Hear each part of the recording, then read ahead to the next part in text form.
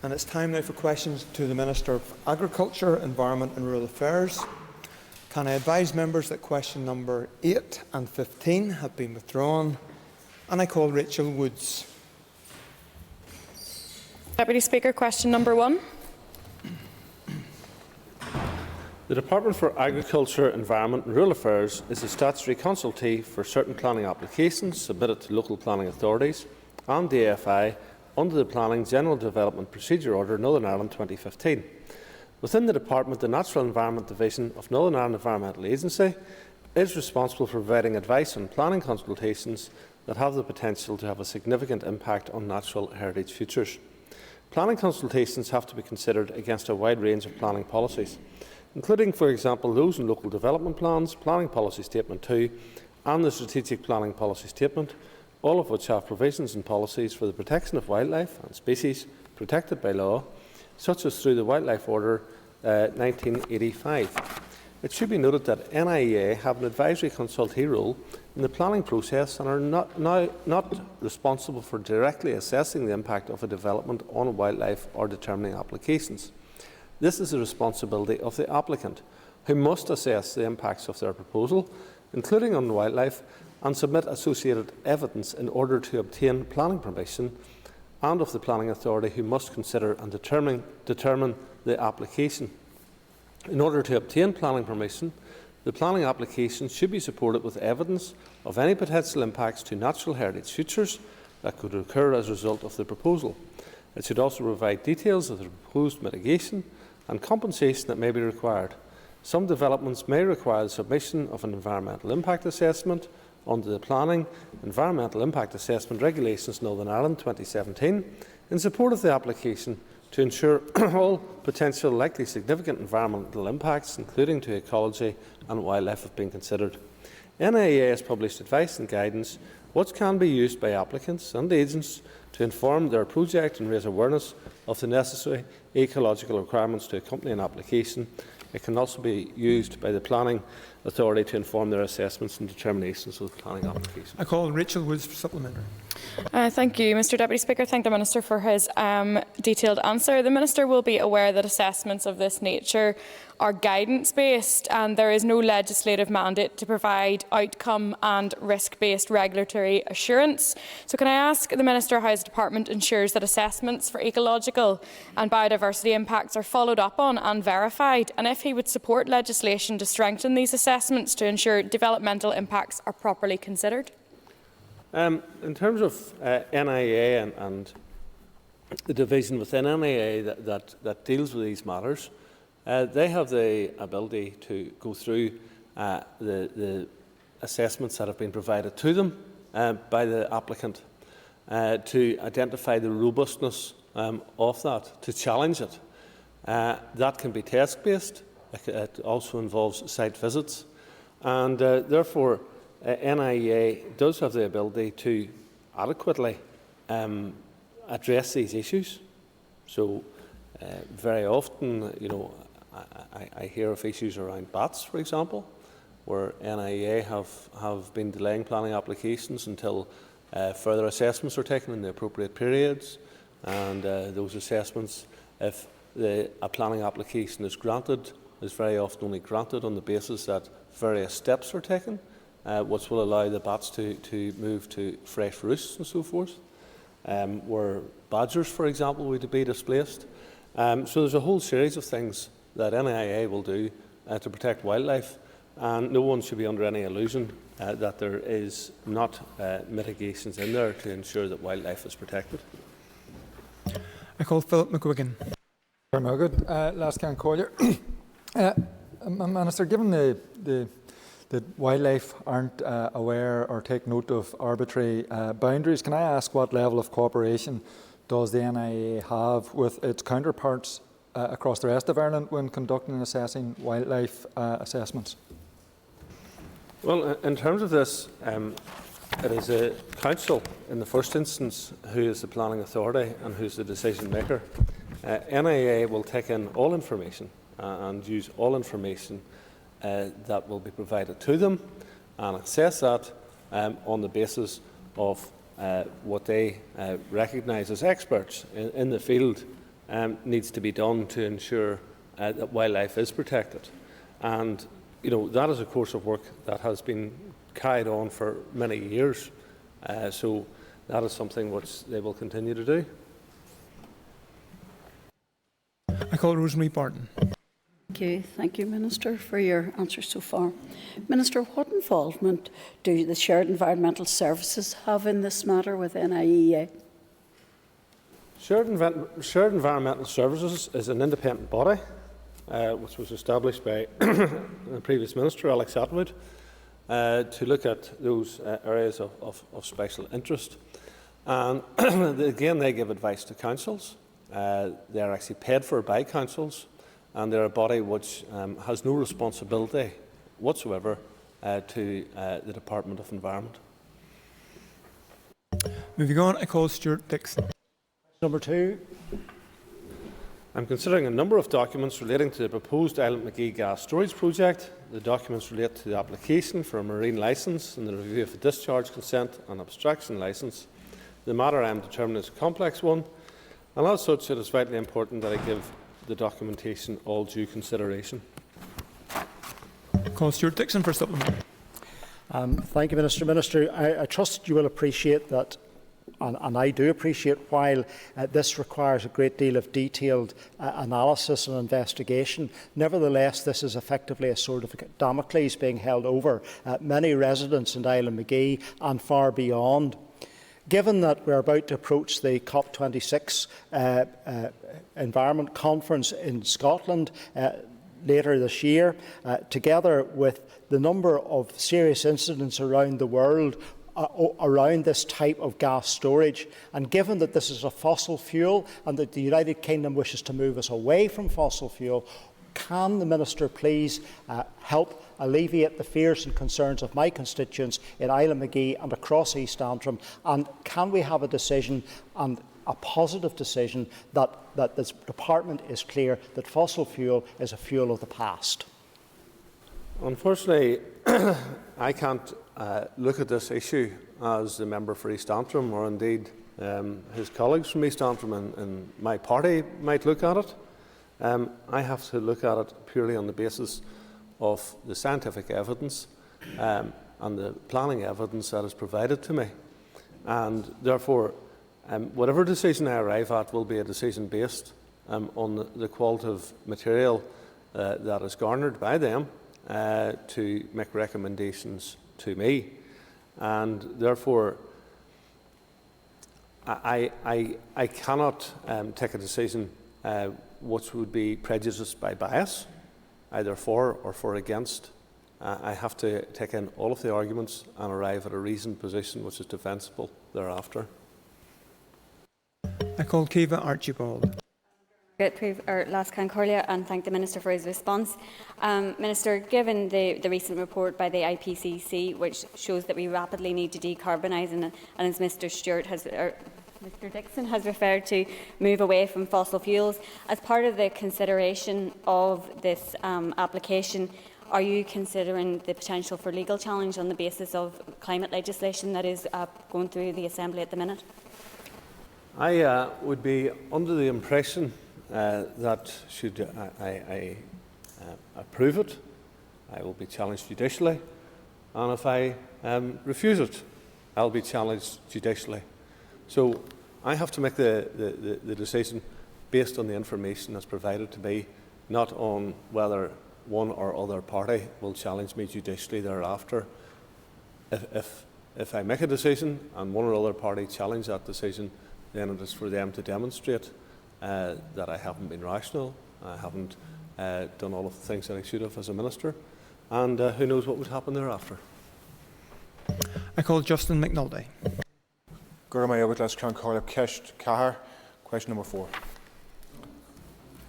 Sorry, apologies. I thought you were wanting a supplementary question. I'll now go to Mark Durkin. Thank you, Mr. Deputy Speaker. Question number 3.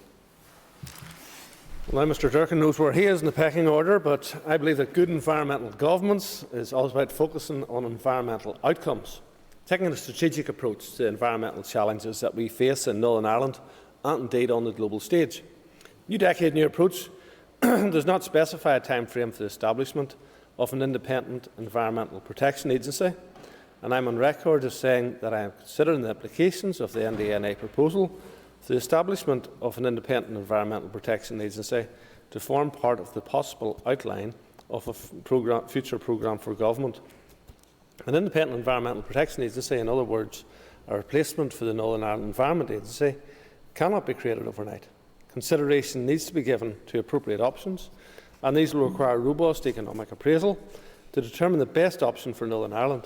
It is no small task to scope out all of the potential impacts, including significant legislative, financial and human resource issues, which will be necessary before decisions can be made.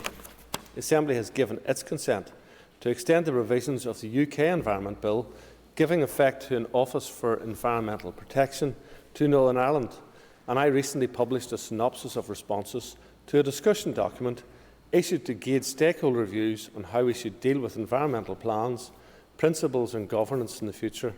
The functions of the OEP will be to monitor environmental improvement against Northern Ireland's Environmental Improvement Plan, provide independent scrutiny and advice on environmental law and policy, investigate environmental complaints and, if necessary, take enforcement action against public authorities who breach environmental law. It is important to note that the OEP will not take action against individuals or private businesses. That role remains the responsibility of the Northern Ireland Environmental Agency and other enforcement agencies. The OEP will exist to hold government to account for proper implementation of environmental law.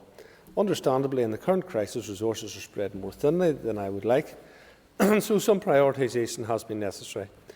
There are other issues that need to be addressed first, such as OEP and the Green Growth Strategy, which will help in our recovery from the devastating effects of COVID-19. And can I remind the Minister that if he needs more than 2 minutes, he can indicate in advance. I call Mark Durkin for supplementary. Thank you, Mr Deputy Speaker. He needed that 10 minutes for his wee wisecrack at the start, with 10 seconds.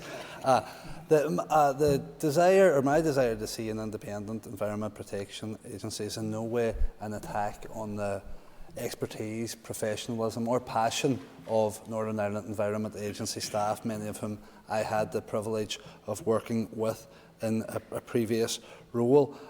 Does the Minister concur that any new environmental protection agency should be looked at on an all-island basis, given that we breathe the same air and share the same environment? Well, maybe if you want to do that, we should do it on an all-islands basis and see our friends in Ireland come back under the banner of the United Kingdom. And I'm sure they'd be very welcome to do that, given that's where they do most of their trading and most of their business. I think it's a fairly complicated, difficult and tricky issue as things stand. So I don't think I'll be that keen about introducing further complications to any suggestion of the creation of an independent environmental protection agency. I call Declan McAleer. Given that this was an NDNA commitment, which was part of the basis for getting this Assembly reconvened again 20 months ago, when does the Minister envisage that this independent Environment Protection Agency will come into place? Because he's been considering it now for about 20 months. Well, I think if I'd kicked off on day one, it would have been a struggle to have achieved this in the term of this Assembly, or the term that was left of this Assembly. And I'm not going to take criticism from people who actually held this Assembly back from meeting for 3 years. So if you're that keen about the environment, Mr Speaker, then it would have been much better had you ensured that the Assembly wasn't defunct for 3 years because of your own political considerations. I call John Blair. Deputy Speaker, thank you. And in the interest of environmental protection, can I ask the Minister for his assessment of the DUP's proposed withdrawal from North-South Ministerial Council environmental areas of cooperation, and what impact this is likely to have on areas of much-needed cooperation, particularly around environmental protection, pollution, water quality and waste management? It will have considerably less of an impact than the Northern Ireland Protocol, where well over 70% of our goods that come into Northern Ireland come into Northern Ireland from Great Britain. some 419,000 HGVs per annum. And the consequences of not dealing with that issue and of not arriving at a circumstance where Northern Ireland doesn't have this barrier put between its main body of trade, then we will be able to move things forward. People cannot just believe they can drive a coach and horses through east-west relationships without there being some sort of consequence for it. And I now call Justin McNulty. Goramay August Flash Count Corla Arish Kesh Iver Akar, question number 4. I and my department recognise the need for urgent action to tackle these issues, and we recognise the Assembly's Climate Emergency Declaration of February 2020, where the Assembly also acknowledged a biodiversity crisis in Northern Ireland.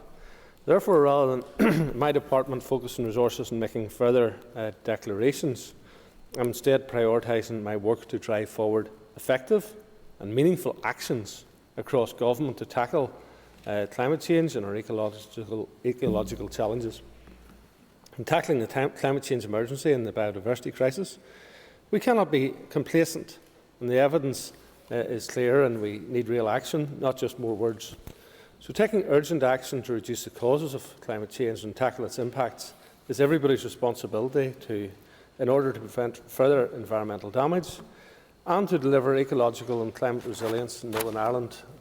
Such action, by one example, includes my introduction to the Assembly of an executive climate change bill, which is steeped in science and evidence. The bill, if enacted, will underpin and drive forward climate action and policy across all levels of government, as it sets ambitious emissions reduction targets, which, if met, will deliver on Northern Ireland's equitable contribution to UK net zero by 2050, in line with the Paris Agreement Accord. I call Justin McNulty for supplementary. Thank the Minister for his answer thus far. Will the Minister commit to setting a legally binding target to halt species decline here by 2030, in line with the recent G7 commitment to halt and reverse the loss of biodiversity by 2030? Well, we have a biodiversity plan. We also have a plan for green growth. We have developing with our agriculture sector improved efficiency on farms. We're helping to develop the whole renewable industry, and I note that the Minister representing his party refused one of the largest renewable energy projects that has came before us. So whenever it comes to looking after the environment, it actually takes more than just words, it takes actions. And I'm much more interested in actions to deliver a better environment than the glossy words, because what I get in this Assembly over and over and over again is aspiration. But they don't actually take that aspiration to where the action actually happens, to what the costs are, to what the impact is upon individuals, the impacts upon particular businesses, or indeed agriculture. And so we need to get away from the aspirational fluff and get to what actually delivers for the environment, who's actually making the delivery, how we assist them in making the delivery, and then we will get real tangible benefits arising from it. I call William Irwin. Speaker. Minister, what steps have you taken to reduce Northern Ireland's carbon footprint, and what role can green growth play to increase Northern Ireland's carbon efficiency? Well, I was perhaps ahead of some of the colleagues across the way, because now as previous Minister I brought in a planning policy statement for renewable energy. And as a consequence of that, we are sitting on around 45% renewable energy in Northern Ireland, where other parts of the United Kingdom have struggled to reach 20%. Currently, the big opportunity that lies for us is in hydrogen. And we can produce hydrogen from water and renewable electricity, instead of importing fossil fuels from around the world. So I want to work with other departments, including the Department for Infrastructure and the Department for Economy in particular, but I want to work with other departments in ensuring that we embrace the opportunity that exists for Northern Ireland to lead the way on renewable energy. I want to see Northern Ireland to be a net exporter of renewable energy, and that is an entirely achievable plan. and we need to apply ourselves to making that work. Wouldn't it be great if we didn't rely on oil from the Middle East, gas coming from the North Sea or indeed from Russia, but we were using our own resource? For example, anaerobic digestion. There's the capacity to provide biomethane to 62% of the households on the gas networks from the anaerobic digestion that currently exists. I believe that we should be investing in further anaerobic digestion. We should be looking at slurry separation thereafter. We should be taking the phosphates out of the system and selling those phosphates to other parts of the world and ensure that that doesn't arrive in our waterways. But we need people with vision to actually do this. I can't do it on my own. I need the support of executive colleagues, but I believe there are so many opportunities out there to make a clean, green environment. It just doesn't come from words, it comes from actions. I call Gemma Dolan. Does the Minister acknowledge that biodiversity loss can have a profound impact on human health, including through the increased risk of infectious diseases? None of us want to see biodiversity loss, so that is why we have taken the actions that we have. One of the areas that I'm looking at in particular is peatlands, and that's why we've done a peatland strategy, because there's very significant biodiversity within our peatlands. We need to ensure that our peatlands are wetter. We also need to ensure that we better deal with ammonia so that there's less nitrogen deposition in our peatlands. But our peatlands are probably in better condition than some of the other countries neighbouring us. So certainly in better condition than the Republic of Ireland, almost certainly in better condition than some of the peatlands in Scotland, which are in very poor state. But we can do much more, and we will do. And we are very clearly identifying ways and means of improving that particular habitat because it's a very rich and important part of biodiversity. And I call Patsy McGlone. Thanks very much, Mr Deputy Speaker. Question number 5. My department has and will continue to promote the benefits of our locally produced food, the importance of supporting our agri-food industry by buying local produce. My officials are in regular contact with industry stakeholders to discuss the promotion of local quality farm produce and how this can be enhanced. Annually, my department, through the Northern Ireland Regional Food Programme, provides financial support to industry organisations to support them in raising the profile of Northern Ireland quality regional food and increasing its consumption within Northern Ireland and in the rest of the UK and the Republic of Ireland. This is the 15th consecutive year of the programme, with funding of $290,000 being offered in 2021-22 in support of delivery of exhibitions, fairs, seminars, workshops and information programmes. Of particular note this year, through the Northern Ireland Regional Food Programme, my department is funding a generic agri-food promotional campaign which is being led by Food NI. This agri-food consumer-focused promotion campaign will support the Northern Ireland agri-food industry as it begins to recover from the COVID-19 pandemic by highlighting the quality, sustainability and high reputation of all sectors of the agri-food industry, and will point to opportunities to source, buy and consume more local and seasonal foods. My department is also supportive and actively involved in activities such as Bank of Ireland Open Farm Weekend. This is a very successful initiative, and it aims to bring the consumer, especially families, closer to primary food production so they have a better understanding of where their food comes from, how it is produced and why it is important to buy our high-quality produce. My officials are also developing proposals for a new food strategy framework for Northern Ireland, and I am very keen to ensure that the promotion of our high-quality local farm produce will be a central part of any future food strategy.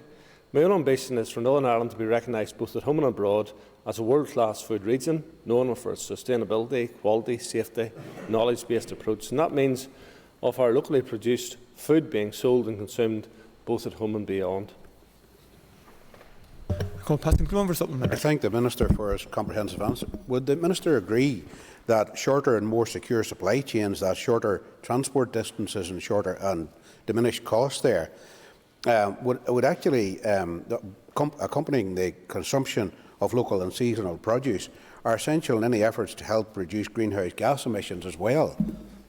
I would absolutely and entirely agree with the member, and would ask him to reflect on his party's position that we follow the climate change bill being proposed by the Green Party, which would reduce livestock in Northern Ireland by 83%, whilst at the same time Brazil is increasing their livestock numbers by millions, because I see no benefit to the world environment, because, you know, whatever cows do, they do it in Brazil as well as Northern Ireland. I see no benefit whatsoever in importing produce from South America which can be produced in a more carbon-friendly and sustainable way here, and would urge the member to reflect on his party's position on that particular legislation. Order, order. I call Robbie Butler. Thank the Minister for his answer about them and us cows in Brazil and here in Northern Ireland. Could the Minister tell us how he's going to ensure that local and seasonal produce will be a sustainable business for our producers here in Northern Ireland? Well, I know some of the major supermarkets are assisting in buying local produce, and also some of them have markets even in their own car parks where people can sell their own produce. And we want to encourage those small producers, of quality vegetables, to have that opportunity to maximise their return, because the profitability would otherwise be low. We want to encourage those artisan producers, and Food NI is doing a tremendous job at promoting that. And we have, companies now supplying Harrods, Fortnum and Mason, and some of these top companies in London with our high-quality artisan foods, some of the best anywhere in the world. We will continue to support those companies in the development of those. We have micro food business investment scheme pilot, which supports the micro food and drink manufacturing businesses who are processing primary agricultural produce to produce new product. And we want to help them enhance their existing product, expand their range, and produce more of it. So there is certainly lots of work that is being done. There is various small grants that are available to those rural businesses, and we have went and visited many of them over the course of the last year and a half, and it's good to see that there is actually a thriving micro businesses involved in food production right across Northern Ireland. I call Padraig Larry. Given the increase in north-south trade, what work has the Minister done with his colleagues in the south to promote the consumption of local and seasonal produce in the border region and across the island? Well, certainly one of the things that I have done is to promote Northern Ireland being in the PGI grass-fed Irish beef. I also will encourage it for the British beef as well when that opportunity arises. Unfortunately, colleagues in Ireland weren't as receptive to that as I might have liked them to have been. I think that we're probably getting to a better place with them now, but it took a battle to achieve that. So sometimes some people might be better looking south of the border in terms of cooperation, where it is to the mutual benefit of people on both sides of the border. And I call Orla Flynn, and you're unlikely to get supplementary. Gurmi, I'll get the last can call your question 6, please. I visited the Mullaghglass site on the 3rd of August 2021, where I met with the operator's landfill team. I've highlighted to the operator the high volume of complaints that my office is continuing to receive, in addition to NIEA from local residents, community groups and political representatives, and that's of a real concern to me. It was evident during my visit that operationally this is a very busy site, with a lot of waste material being disposed in the active phase. During the site tour, I was able to see at first hand the measures put in place by the operator to capture the landfill gas, and it was evident on the day that further works were taking place to install the final cap in the most recently infilled area of the site. The operator reported that it envisaged that 80% of the site will be covered with its permanent cap by December 2021, and the site will be closed in 12 to 18 months' time. I have sought further assurance from the operator that they will do everything to ensure that what can be done to minimise odour impacts on the local area outside the site boundary. Can I invite the member for a quick supplementary? And just thanks for the response. I'm glad to hear that the site visit went ahead. But can I just ask the Minister to confirm then, on the back of that site visit, is AERA now calling for an independent investigation to see where the odour is still coming from, because it's still coming from the site, regardless of the measures? Thank you. Well, there's considerable measures in place, and one of the problems is, as they prepare to completely seal the site, is that they bore wells and as they bore wells, it introduces fresh smells. But in order to close the site down and to ensure that in future years there isn't a continuing odour, it is necessary for that to happen. And that is one of the problems that we have. If there isn't action taken now, we have problems in the future. The action taken now is causing problems right here and now. And I sympathise with the residents. It is a very difficult circumstance that they are facing. I would be prepared to close the site early. I've been told by my officials that that wouldn't provide any benefits for the residents, and that is therefore why we haven't done that. And that is the end of our time for listed questions, and we now move on to topical questions, and I call Rosemary Barton. Thank you. Minister, have there been any discussions at the North-South meetings recently regarding overcoming the many difficulties within the agricultural industry that have resulted since the introduction of the protocol? Yes, there's been discussions in North-South, and there certainly has been many discussions East-West. I think that I have corresponded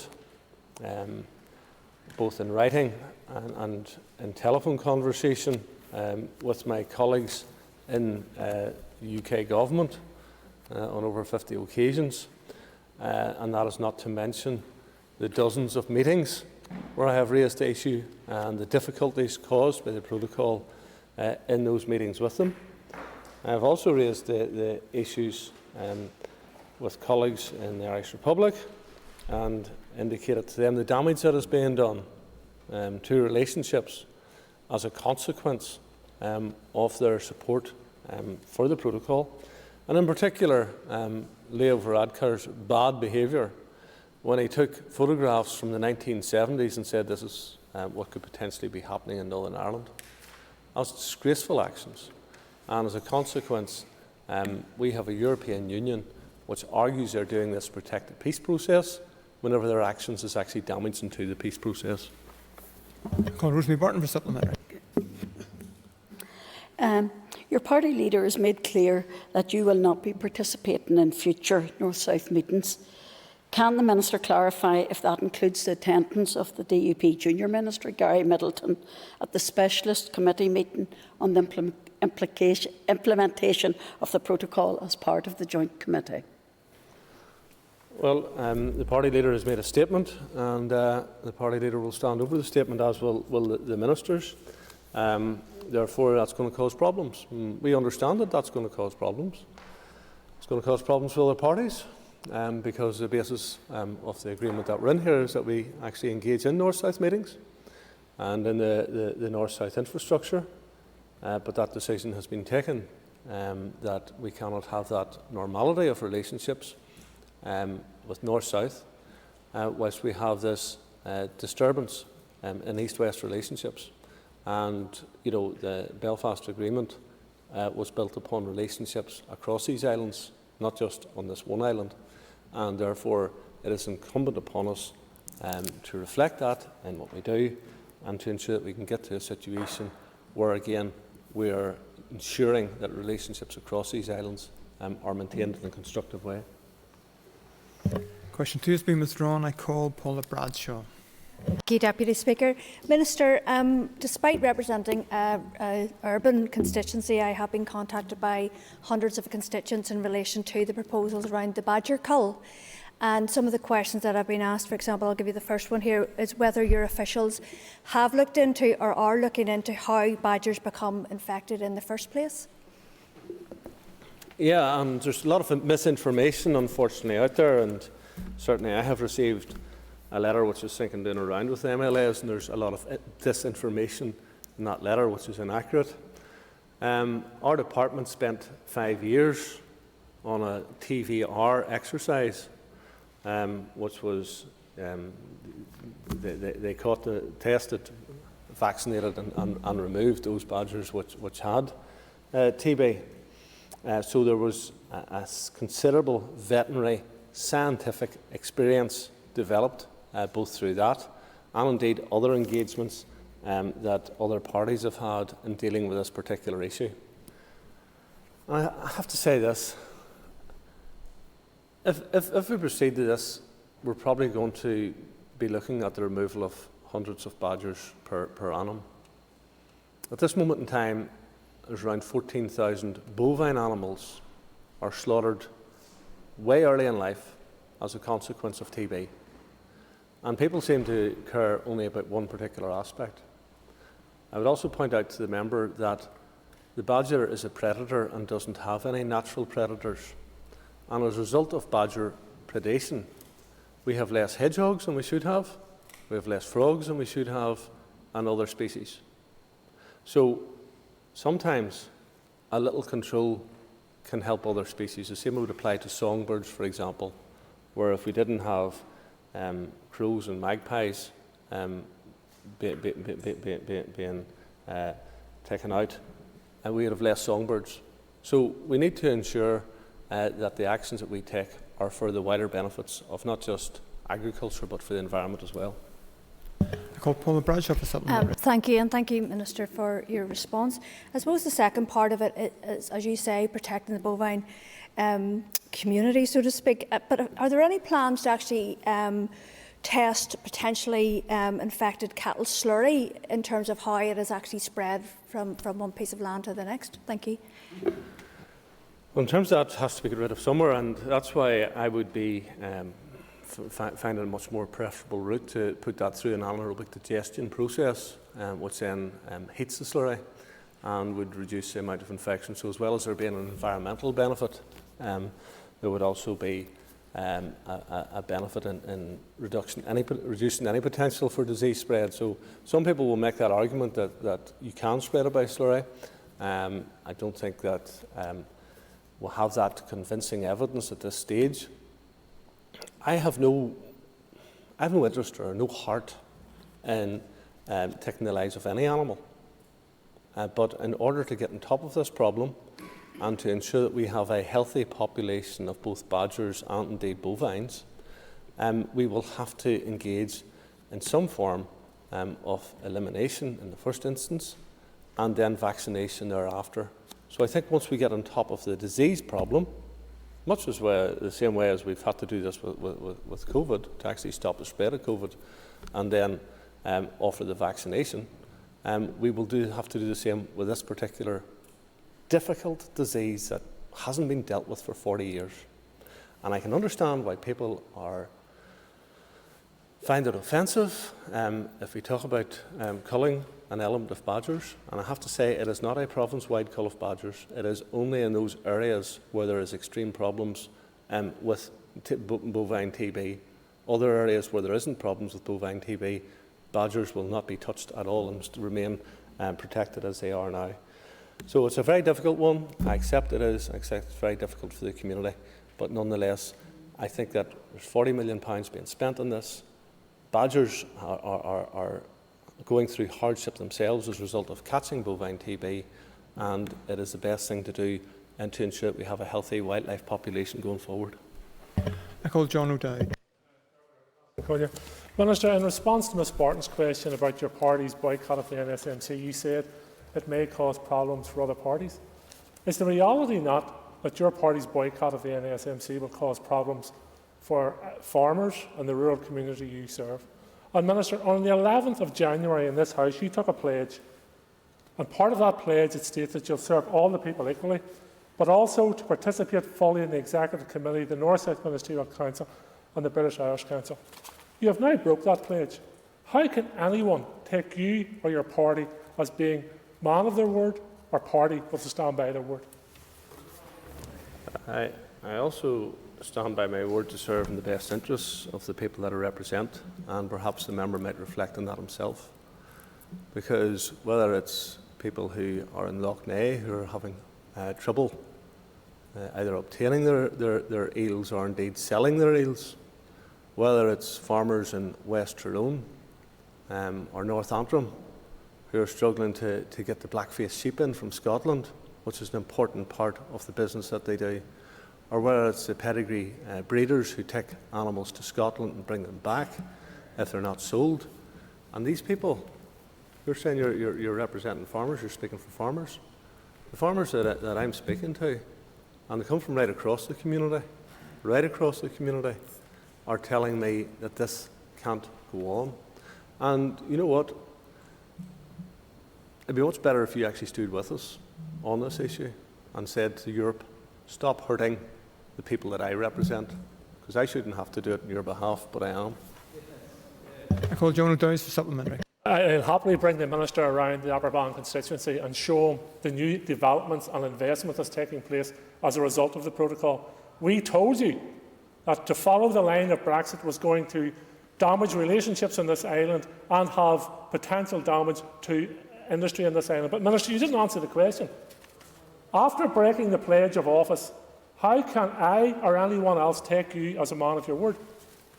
Well, I have taken my position on the protocol from the outset, and I indicated from the outset that the protocol was going to cause problems in Northern Ireland, where you and the other three main parties, our Alliance and SDLP and Green Party, all called for its rigorous implementation. So the 419,000 trucks that are coming across from Great Britain to this place to feed people in Northern Ireland, what are you going to do in terms of your rigorous implementation and checking those trucks? Do you want more trucks stopped and checked? And do you want more cost to be added? And whenever that cost is added to the Lidls and the Icelands and the Tesco's or whoever, and they put their prices up for the people who live in Kilwilkie, Tocknevin and other places that you're seeking to get votes, you're hurting your own people by looking for the rigorous implementation of the protocol, which we're working to get rid of. Order, members. We place a question and we then allow the Minister to answer. Okay? Could we have come Gildenew onto our screens, please? And I call Con Gildenew. Minister, can you provide us with an update on the construction of permanent, fit-for-purpose custom checks at the North's ports? There's currently a proposal on that with the Department of Finance, and that will go to the Executive for consideration. I call Con Gildenew. Well, Minister, thank you for your answer, but given that the construction of those facilities is not optional and is indeed a requirement of the Withdrawal Act, can you update us on what legal advice you have received in relation to the construction of those facilities? The legal advice is that I should take that to the Executive. It's not my decision to make. I now call Dolores Kelly. Deputy Speaker, tempted as I am to remind the DUP that Brexit and the protocol is entirely of their making, but can I ask the Minister in relation to the progress report on an animal cruelty register? I just respond to the first comment. The protocol is not of our making. It is a political decision that is being implemented, and it isn't protecting the European Union single market, because the goods would be staying in Northern Ireland, and therefore the customers that shop in Upper Bann in the stores where the goods are coming from Great Britain pose no threat whatsoever to the single market, and you should be standing up for your people in Upper Bann. In terms of the Animal Welfare Register, that is something that we have been putting to the Department of Justice and indicating our desire to proceed with that. The Department of Justice have indicated that there are issues. I don't entirely accept it, but nonetheless, that is where it lies currently. And I call Dolores Kelly for supplementary. I'm sure the good people of Upper Bann will have an opportunity to find out, to say whether or not they believe that I stand up for them in the coming months. But, Chair, Mr Deputy Speaker, can I ask in terms of a time frame in relation to the animal register, have you any agreed timescale with the Minister for Justice? I haven't, because Justice would indicate that some of this material is difficult for them in terms of their GDPR, in terms of the legality of them giving out such information. and therefore it becomes more challenging for us on that front. But nonetheless, I think it is entirely right that people who have demonstrated that they are cruel to animals shouldn't have the capacity to keep animals. And therefore having a register which demonstrates where people can go into and see if an individual is keeping an animal who is banned, that then they can act upon it. And it would be easier for councils and so forth to act upon it as well. And that is our end of questions to the Minister of Agriculture, Environment and Rural Affairs. Could I ask members to take their ease for a few moments before the urgent health question?